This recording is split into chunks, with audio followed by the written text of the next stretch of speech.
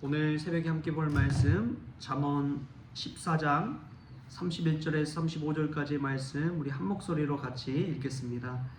가난한 사람을 학대하는 자는 그를 지으신 이를 멸시하는 자요, 궁핍한 사람을 불쌍히 여기는 자는 주를 공경하는 자니라. 악인은 그의 환난에 엎드러져도 의인은 그의 죽음에도 소망이 있느니라. 지혜는 명철한 자의 마음에 머물거니와 미련한 자의 속에 있는 것은 나타나느니라. 공의는 나라를 영화롭게 하고 죄는 백성을 욕되게 하느니라. 슬기롭게 행하는 신하는 왕에게 은총을 입고 욕을 끼치는 신하는 그의 진노를 당하느니라. 아멘. 할렐루야. 오늘 말씀에서 귀한 하나님의 은혜가 있기를 주님의 이름으로 축복합니다. 잠언 말씀은 우리에게 단순히 그냥 착하게 살라, 열심히 살라 그런 도덕적인 교훈을 주는 그런 책이 아닙니다. 하나님을 경외하는 사람이 구체적인 일상의 현장에서 어떻게 믿음으로 반응하며 살아가야 되는지를 우리에게 알려주는 책입니다. 요즘 또 읽고 있는 책 중에 하나가 하나님의 임재연습이라는 책입니다. 로렌스 형제에 관한 이야기인데, 그분은 평생을 평수사로서 살았다고 합니다. 그러면서 자신이 맡은 굳은 일들이 있었는데, 자신 신앙생활하면서 가장 중요한 것이 무엇이냐? 늘 하나님의 임재를 경험하며 사는 것이었습니다. 자신이 어떤 일을 하느냐, 어떤 자리에 있느냐, 그것은 중요하지 않았습니다. 가장 중요한 것은 내가 지금 하나님과 동행하며 내 앞에 하나님의 임재를 체험하며 살아가느냐, 그것이 가장 중요하게 여겼습니다. 여러분, 우리가 신앙생활하면서 가장 중요한 것은 하나님의 임재를 체험하는 것인 줄 믿습니다. 하나님의 임재를 경험하는 자에게 하나님의 영광의 빛이 비춰지는 것이지요. 하나님의 영광을 경험하면 세상의 많은 문제들은 그냥 사라져 버립니다. 하나님의 영광이 너무나 크기 때문에 그런 것이죠. 오늘 새벽에 주시는 말씀이 우리에게 하나님의 빛이 되고 하나님의 영광이 되어서 하나님의 거룩한 임재를 체험하는 그런 귀한 시간 될 수 있기를 축복합니다. 오늘 말씀에서 참 우리에게 의미 있게 다가오는 것은 우리가 하나님이 눈에 보이지 않기 때문에 하나님이 계신가 안 계신가 늘 잊어버릴 때가 있죠. 그런데 이런 말씀이 있습니다. 가난한 사람을 학대하는 자는 그를 지으신 이를 멸시하는 자요, 궁핍한 사람을 불쌍히 여기는 자는 주를 공경하는 자니라. 하나님을 공경하는 방법이 무엇이냐? 그것은 궁핍한 사람, 가난한 사람을 공경하는 것입니다. 그를 하나님의 형상대로 지음받은 사람으로 인정해주고 존대해줄 때 그것이 바로 하나님을 공경하는 것이라는 것이죠. 여러분, 그것이 참 중요합니다.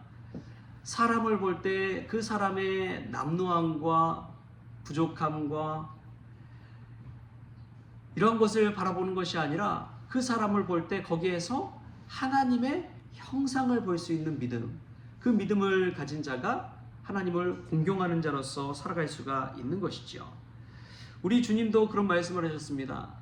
지극히 작은 자 하나에게 한 것이 곧 나에게 한 것이니라. 할렐루야. 우리가 사람을 대할 때 그러한 하나님의 형상을 발견할 수 있게 바랍니다. 그냥 예배당 안에서, 교회 안에서 찬양하고 기도하고 예배하는 것, 그것이 하나님을 공경하는 것이라고 생각하기 쉽지만, 그냥 예수님을 믿지 않는 사람일지라도 그 사람의 모습 속에서 하나님의 형상을 발견하고, 가장 작은 자 한 명을 대할 때 하나님을 대하듯 우리가 대할 수 있다면 그것이야말로 하나님을 경외하고 하나님을 공경하는 그러한 삶의 예배자가 되는 줄 믿습니다. 오늘 이 말씀이 우리에게 기쁨이 되어서 이제 오늘 하루를 살아가면서 만나는 모든 사람들을 대할 때 하나님의 모습을 발견하는 은혜가 저와 여러분에게 있기를 소망합니다. 또 보면은 32절에 이런 말씀이 나와요. 우리 32절 말씀 같이 한번 읽겠습니다. 시작. 악인은 그의 환난에 엎드러져도 의인은 그의 죽음에도 소망이 있느니라. 아멘. 여러분, 이 말씀 묵상하면 얼마나 은혜로운 말씀인지요. 이 말씀 앞에 십자가의 복음의 진리가 담겨 있습니다. 악인은 그의 환난에 엎드러져도 의인은 그의 죽음에도 소망이 있느니라.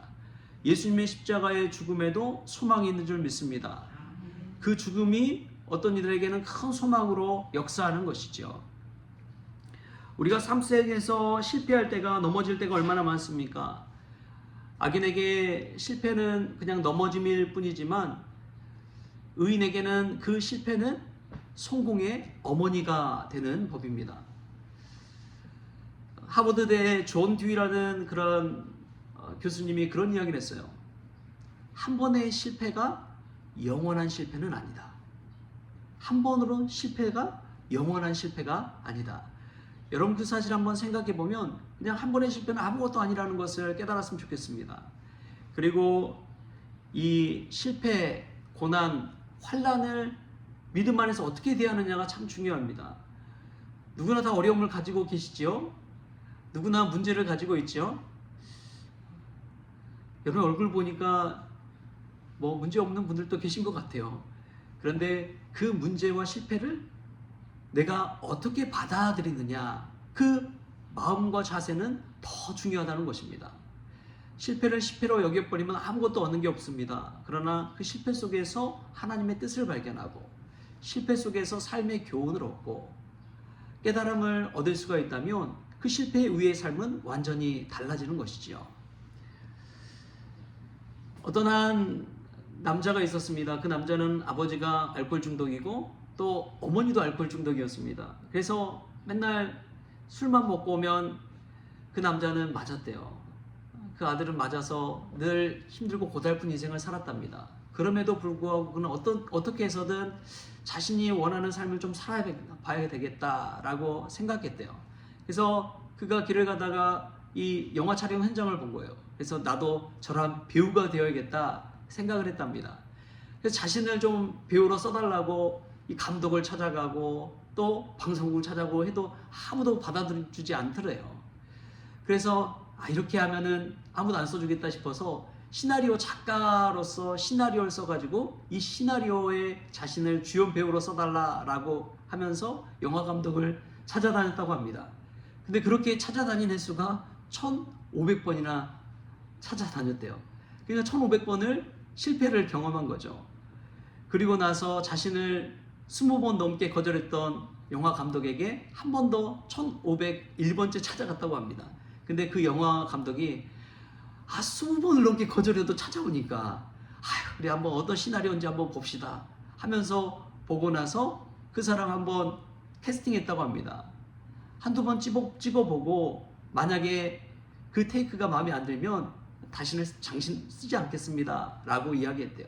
그런데 영화를 찍어보니까 이 사람이 평범한 모습이고 남다른 뭐 특징은 없는 것 같은데 영화를 찍어보니까 되게 와닿는 거예요.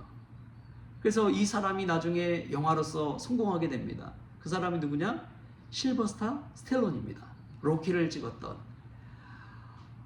그 사람이 1,501번째 그 시도를 하지 않았다면 1,500번의 실패를 그냥 거기에서 넘어져 버렸다면 그 인생은 아무것도 될 수가 없었던 것이죠.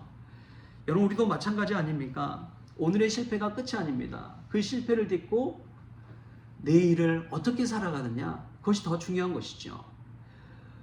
의인은 그의 죽음에도 소망이 있다고 했습니다. 소망이 있는 사람은 실패를 실패로 보지 않는 거예요. 할렐루야. 우리 인생도 저는 마찬가지라고 믿습니다. 십자가가 끝이 아닙니다. 우리에게는 부활의 소망이 있습니다.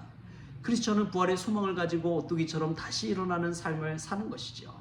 오늘 아무리 넘어지고 오늘 아무리 내가 눌림을 당하고 어려움을 당해도 소망 가운데 다시 일어나는 사람, 그 사람을 막을 사람은 없습니다. 막을 수 있는 사람은 없는 거예요. 우리 안에 소망이 있기를 축복합니다. 부활의 소망을 가지고 다시 일어설 수 있길 바랍니다. 수많은 실패 속에서도 교훈을 얻고 내일을 소망으로 꽃피우는 그러한 저와 여러분이 되었으면 좋겠습니다. 예수님이 십자가의 죽음에 장렬했잖아요. 그리고 부활의 소망으로 다시 살아나셨잖아요. 그런 예수님을 믿고 살아간다는 것이 얼마나 큰 은혜인지요. 우리도 소망 가운데 다시 일어설 수 있길 바랍니다. 아무리 우리의 과거에 무슨 일이 있었든지 여러분 그것을 돌아보지 마십시오. 우리는 소망의 사람이기 때문에 내일을 바라보고서 다시 오뚜기처럼 일어나야 되는 줄 믿습니다. 오늘 말씀은 그것을 우리에게 깨닫게 하는 것이죠. 그의 죽음에도 소망이 있는 사람, 과연 그 사람을 누가 막을 수 있겠습니까? 그 사람을 누가 말릴 수 있겠어요? 그 소망을 누가 꺾을 수 있겠습니까? 죽음에도 소망이 있는데, 하찮은 질병이나 하찮은 문제 아무것도 아닌 것이죠. 우리가 가장 크다고 세상 사람들이 두려워하는 그 죽음에도 소망을 갖는 사람들 아닙니까? 그러한 사람들은 그 어떤 것도 막을 수가 없는 것이죠. 기독교의 믿음의 정신은 바로 여기에 있습니다. 어떠한 핍박과 박해 속에서도 기독교가 의연히 일어나서 복음을 외치고 전도하고 부활하신 주님을 찬송할 수 있었던 이유는 죽음에도 소망을 가지고 살았기 때문에 그런 것이죠. 여러분, 그 소망이 우리의 소망이 될 수 있길 바랍니다. 우리의 상황 환경이 어떠할지라도 그 소망을 가지고 있다면 주님께서 우리와 함께 하셔서 주님이 주시는 그 소망으로 다시 일어나 우리의 삶을 바꾸고 우리의 상황을 바꾸고 우리의 문제가 해결함 받고 환경을 뒤집어 버리는 세상이 감당할 수 없는 믿음의 사람이 되는 줄 믿습니다. 그러한 소망이 저와 여러분에게 있기를 주신 예수님의 이름으로 축원합니다. 기도하시겠습니다. 주신 하나님 감사합니다. 우리가 오늘 하루를 살아가면서 하나님의 거룩한 임재를 체험하기를 원합니다.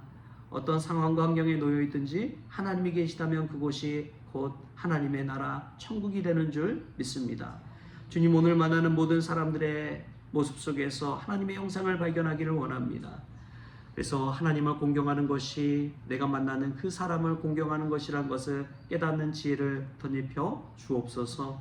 악인은 그의 환난에도 엎드러져도 의인은 그의 죽음에도 소망이 있다고 하였사오니 주님, 죽음과 절망과 실패 속에서도 소망으로 분연히 일어날 수 있는 믿음의 성도들 다 되어지게 하여 주옵소서. 감사하며 예수님의 이름으로 기도하옵나이다. 아멘. 우리 주님이 가르쳐주신 기도로 오늘 새벽 기도를 마치겠습니다. 하늘에 계신 우리 아버지여, 이름이 거룩히 여김을 받으시오며 나라가 임하시오며 뜻이 하늘에서 이루어진 것 같이 땅에서도 이루어지이다.